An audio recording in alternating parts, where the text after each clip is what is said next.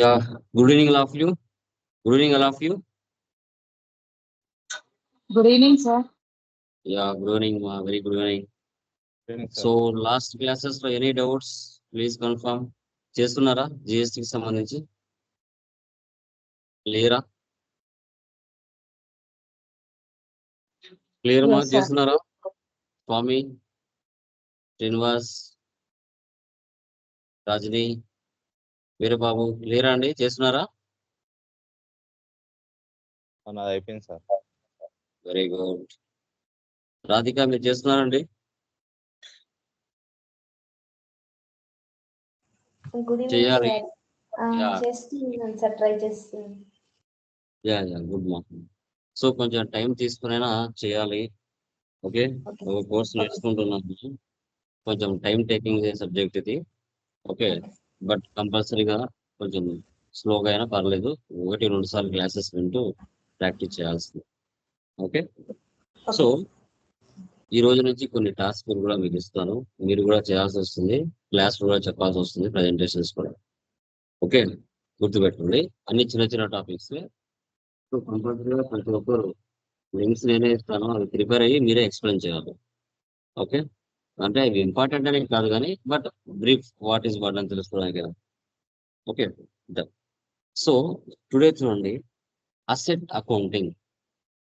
Asset accounting అంటే ఏంటి, asset accounting ని ఎందుకు మనం యూజ్ చేస్తాం, ఏ పర్పస్ కోసం యూజ్ చేస్తాం బిజినెస్ లో.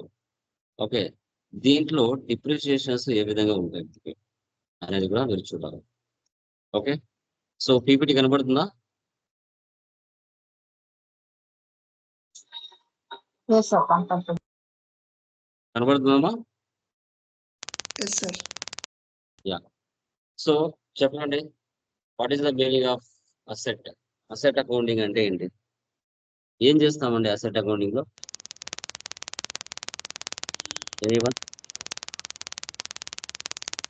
Asset account. నాయస్ వస్తుంది స్వామి గారు వేగంలో మీరు చెప్పండి అమ్మా. అసెట్ ని purchase what is the meaning? Asset ని పర్చేజ్ చేయడము, సేల్ చేయడము, డిప్రిషియేషన్ క్యాలిక్యులేట్ చేయడం చేస్తాం సార్. ఓకే, ఇంకా ఇంకా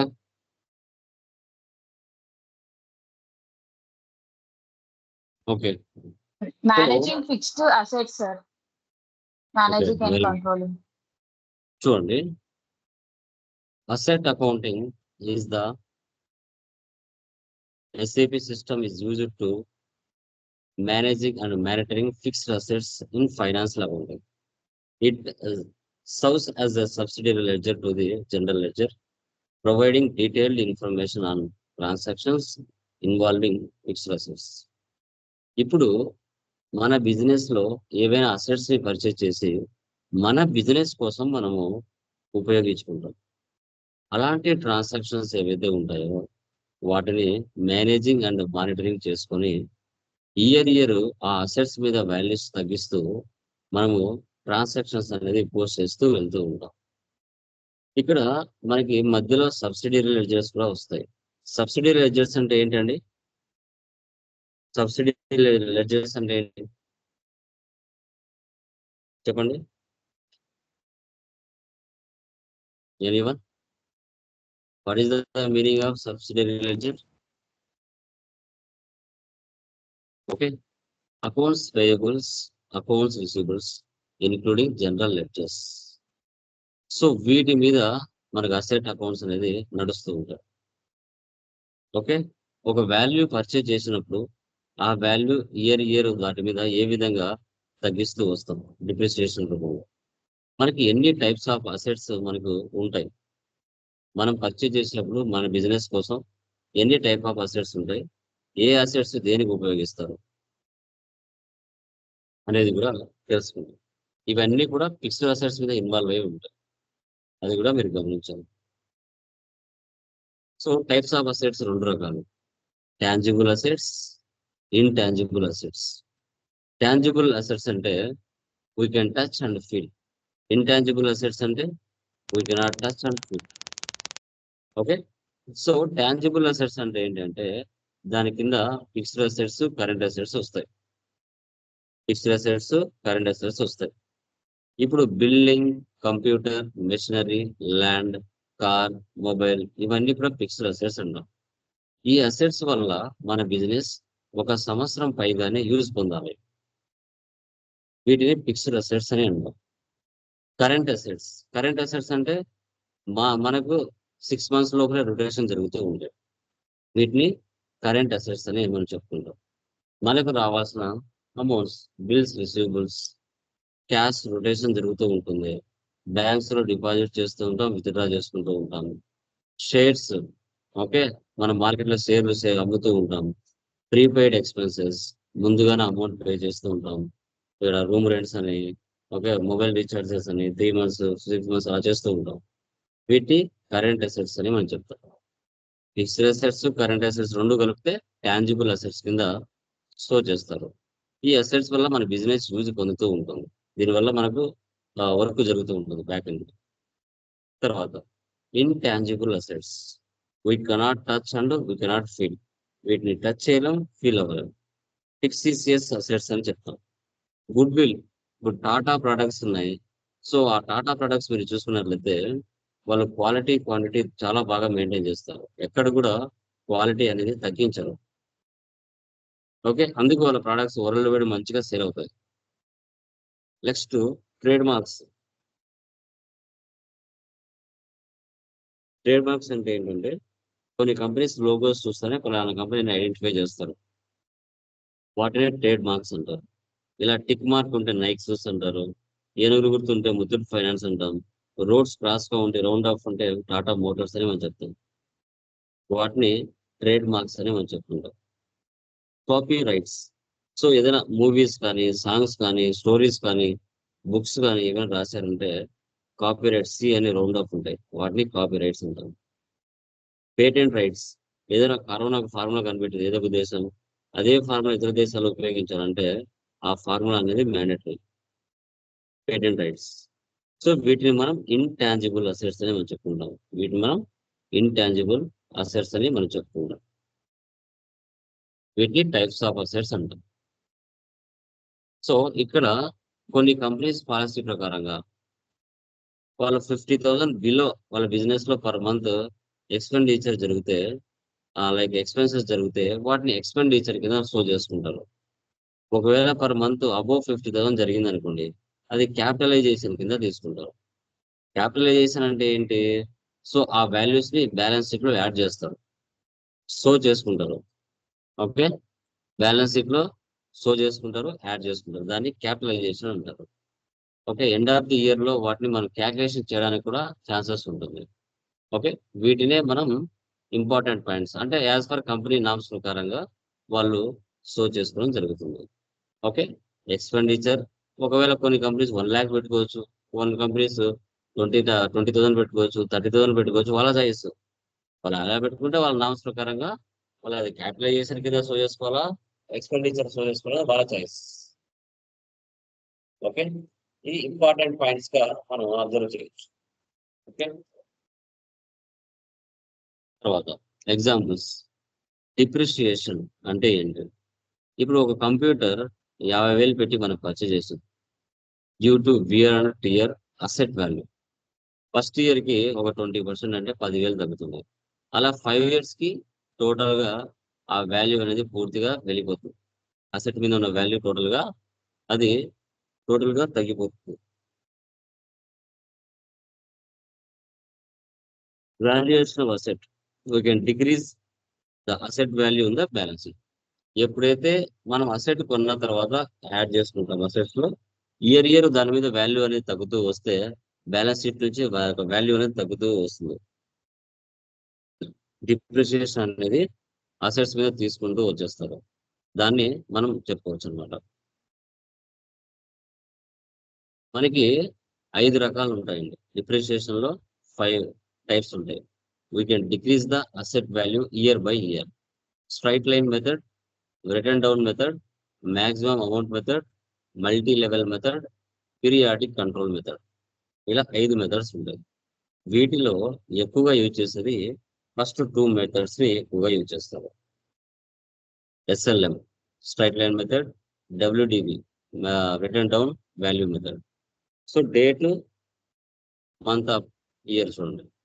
1 ఏప్రిల్ 2022 అనుకోండి. 1 lakh ఉండింది. దాని మీద 31st మార్చ్కి 10,000 తీసేస్తారు. అక్కడికి 90,000 ఉన్నట్టు వాల్యూ, అసెట్ వాల్యూ. తర్వాత నెక్స్ట్ ఇయర్కి మళ్ళీ 10,000 తగ్గిస్తారు. అక్కడికి 80,000 ఉన్నట్టు. తర్వాత మళ్ళీ 10 తగ్గిస్తారు. అలా 10,000 తగ్గించుకుంటూ వస్తారు. ఇది SLM మెథడ్ అంటారు. ఇయర్ 10,000 తగ్గుతుంది.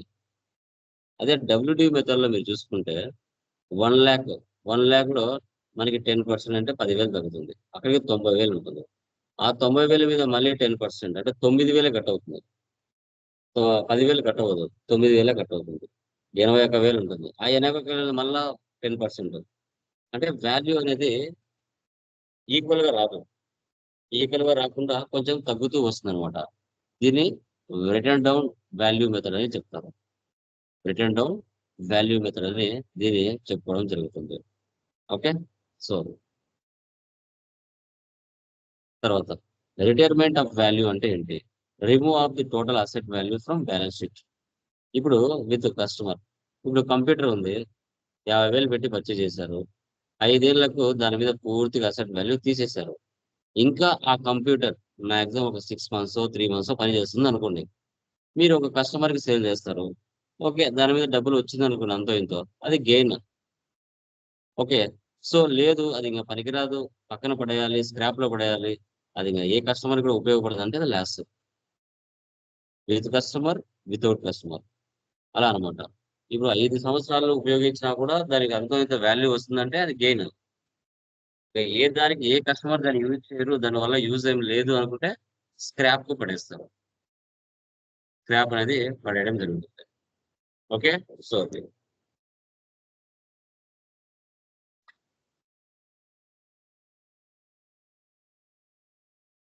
Asset procurement process. Purchase asset from vendor with purchase order, without purchase order. మీరు చాలా వరకు చూసుకుంటే మనకు సప్లయర్స్ ఉంటారు. ఆ సప్లయర్స్ మీరు చూసుకుంటే మనము పర్చేజ్ దగ్గర సప్లయర్స్ నుంచి ఆర్డర్ కూడా పెడుతూ ఉంటాం. మీకు ఇంటర్వ్యూలో వీటి మీద క్వశ్చన్స్ అడుగుతారు. Okay, so purchase order creation, PO అంటే పర్చేజ్ ఆర్డర్ అంటారు. MIGO, మిగో ప్రాసెస్, ఇన్వాయిస్ క్రియేషన్ అంటాం. MIRO, మీరో ప్రాసెస్, పేమెంట్ ప్రాసెస్ అంటాం. ఇది పర్చేజ్ ఆర్డర్ కు ఉపయోగిస్తారు. వితౌట్ పర్చేజ్ ఆర్డర్ F-19లో దీన్ని పోస్ట్ చేస్తారు. అంటే ఆర్డర్ అయినా పెట్టుకుంటారు, లేదు వితౌట్ ఆర్డర్ అయినా పర్చేజ్ చేస్తారు. అది కామన్. పెట్టడం పెట్టకపోవడం వాళ్ళ చాయిస్.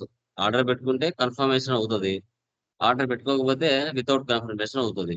ఇష్టం ఉంటే పర్చేజ్ చేస్తారు, స్టాక్ ఉంటే ఇస్తారు, లేదంటే లేదు అని చెప్తారు. అదే ముందుగా ఆర్డర్ పెట్టుకుంటే కన్ఫామ్ గా ఇచ్చేస్తారు, ఇవ్వడానికి ఛాన్సెస్ ఉంటుంది.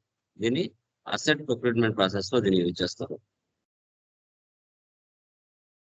తర్వాత అసెట్ అండర్ కన్స్ట్రక్షన్, AUC అంటారు. Building asset, AUC separate header అనేది దీన్ని క్రియేట్ చేసుకుంటారు. ఇప్పుడు AUC ఫుల్లీ అసెట్.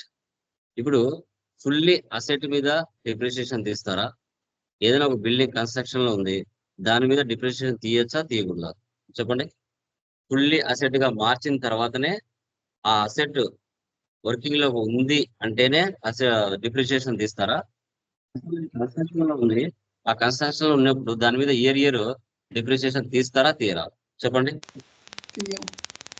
కన్స్ట్రక్షన్ లో ఉన్న తీయర్ సార్, ఫుల్లీ అసెట్ కన్స్ట్రక్షన్ అయిపోయిన దాని మీద తీసుకోండి. ఎస్. ఇప్పుడు ఒక బిల్డింగ్ కన్స్ట్రక్షన్ చేస్తున్నారు. ఆ కన్స్ట్రక్షన్ చేసినప్పుడు దాని వాల్యూ 10 crores అని మనం డిఫైన్ చేయలేము. ఎంత ఖర్చు అవుతుంది? ఒక బడ్జెట్ పెట్టుకున్నారు, ఆ బడ్జెట్ లో కూడా దాన్ని క్లియర్ చేయాలి. అంటే ఆ చేసేటప్పుడు దాన్ని ట్రాక్ చేసుకుంటారు. రా మెటీరియల్స్ ఎంత అవుతుంది, లేబర్ ఖర్చు ఎంత అవుతుంది, ఎక్స్పెన్సెస్ ఏముంటాయి, ఇవన్నీ కలుపుకొని ఒక 10 crores అవుతుంది. బిల్డింగ్ మొత్తం రెడీ అయిపోయింది, ఇంకా దాన్ని యూజ్ చేస్తున్నారు. అప్పుడు అది ఫుల్లీ అసెట్ గా మారినట్టు. ఇంకా కన్స్ట్రక్షన్ లోనే ఉంది, పూర్తిగా ఇంకా కాలేదు అనుకున్నప్పుడు అది ఫుల్లీ అసెట్ గా మారినప్పుడు దాని మీద డిప్రిసియేషన్ తీయకూడదు. వాటి మీద డిప్రిసియేషన్ అనేది తీయకూడదు. అది కూడా మీరు గమనించాలి. Okay. Asset accounting posting keys మీరు ఎంట్రీస్ పాస్ చేసేటప్పుడు ఇక్కడ మీకు పోస్టింగ్ కీస్ వచ్చేసి 70 for asset debit, posting key 70 for asset credit. Asset accounting transaction type ఇవి ప్రీ డిఫైన్డ్ గా ఉంటాయి. 100 external asset acquisition, 110 in house production, 210 retirement with revenue అని default గా ఇవి ఉంటాయి. ఓకే, ఇది థియరీ. దీనికి సంబంధించి కాన్ఫిగరేషన్ మీరే చేయాలి. ఆ వీడియో ఆల్రెడీ నేను గ్రూప్ లో వేశాను. దాన్ని చూసి మీరు అసెట్ అకౌంటింగ్ సంబంధించిన వీడియో చేయాలి, ప్రాక్టీస్ చేయాలి. పీడిఎఫ్ కూడా గ్రూప్ లో వేస్తాను, అది ఒకసారి మీరు చూసుకోవచ్చు. ఇంకా కొన్ని చిన్న చిన్న టాపిక్స్ ఉన్నాయి, అవి కూడా 1 by 1 ఎవరో ఒకరైనా చెప్పాలి. ఒకరొకటి చెప్పండి. మీకు కూడా ప్రజెంటేషన్ ఇచ్చేటప్పుడు ఎలా ఉంటుంది, ఏ విధంగా ఇస్తున్నారు అనేది మీకు క్లారిటీ వస్తుంది. ఓకే, ఇప్పటి నుంచి ఇంకా టాస్క్స్ ఇస్తాను. అన్ని నేనే చెప్పడం కాదు కానీ ఈజీ టాస్క్స్ ఇస్తాను, మీరు చేయాలి. ఓకే.